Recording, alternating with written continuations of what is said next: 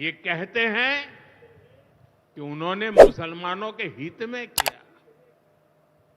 मैं जरा ऐसे सभियों से पूछना चाहता हूं, वोट बैंक के भूखे इन राजनेताओं से कहना चाहता हूं, अगर सच्चे अर्थ से आपके दिल में मुसलमानों के लिए थोड़ी भी हमदर्दी है तो कांग्रेस पार्टी अपने पार्टी के अध्यक्ष मुसलमान को बनाए। क्यों नहीं बनाते भाई? वक्फ के नाम पर लाखों हेक्टेयर जमीन पूरे देश में है। इस जमीन, इस प्रॉपर्टी से गरीब का, बेसहारा महिलाओं बच्चों का भला होना चाहिए था। और आज ईमानदारी से उसका उपयोग हुआ होता तो मेरे मुसलमान नौजवानों को साइकिल के पंक्चर बना करके जिंदगी नहीं गुजारनी पड़ती। दरअसल प्रधानमंत्री जी जिस पद पर बैठे हैं वो कभी कभी भूल जाते हैं उसकी गरिमा क्या है। वो ऐसी भाषा का इस्तेमाल कर रहे हैं जो बिल्कुल जो सोशल मीडिया का ट्रोल इस्तेमाल करता है, पंचर बनाते हैं। ये कौन सी भाषा है? ये प्रधानमंत्री को शोभा नहीं देती, पहली बात।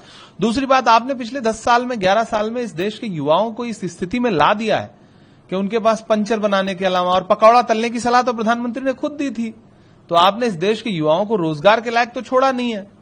यही एक रोजगार बचा है, या तो वो पकौड़ा तलें या तो वो पंचर बनाए। प्रधानमंत्री जी, मुसलमान सिर्फ पंचर नहीं बनाता है।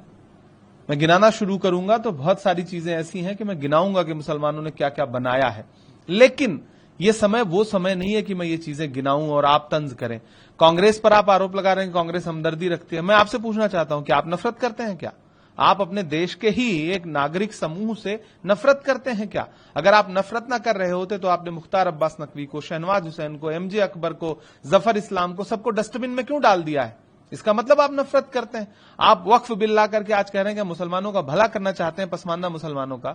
आप बताइए, उस बिल को पेश करने के लिए लोकसभा में आपके पास एक भी मुस्लिम सांसद नहीं। आप मुस्लिम महिलाओं के हुकूक की बात करते हैं। आपका किसी भी लोकसभा हो, राज्यसभा हो, देश का कोई भी विधानसभा हो, एक भी मुस्लिम महिला सदस्य नहीं आपकी। आप जो बिल लेकर के आए हैं और उसके समर्थन में आप जो तथ्य रख रहे हैं वो दोनों झूठे हैं। गृहमंत्री जी ने देश की संसद में खड़े होकर के 123 प्रॉपर्टीज को लेकर के झूठ बोला है। आप पसमानदा मुसलमानों के हुकूक की बात करते हैं। इस देश का बुनकर समाज जो है वो पसमानदा ही तो है। आपने बुनकर उद्योग बर्बाद करके रख दिया। आपने भिवंडी हो, इचलकरंजी हो, मालेगांव हो, बनारस हो, मऊ हो, मुबारकपुर हो, आपने हर जगह बुनकर समाज त्रस्त है। आपने बुनकर समाज की सब्सिडी खत्म कर दी। आपने जीएसटी लगा दिया।